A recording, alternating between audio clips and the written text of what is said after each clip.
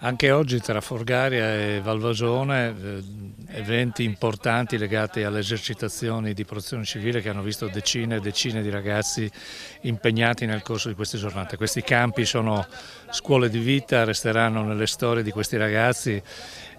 sui quali noi confidiamo con investimenti importanti della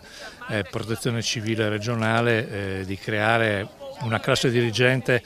in modo che si venga assicurato che questa esperienza straordinaria non finisca. Quindi è un lavoro estremamente importante al quale va rivolto gratitudine al sistema dei volontari, al sistema dei comuni che ovviamente consentono la realizzazione di queste giornate, che sono sì elementi importanti di conoscenza rispetto ai fenomeni che possono accadere, formano i ragazzi, li utilizzano anche per formarli verso le nuove tecnologie, ma sicuramente sono occasioni nei quali luoghi che consentono a questi ragazzi di confrontarsi fra di loro, di vivere tra di loro, di capire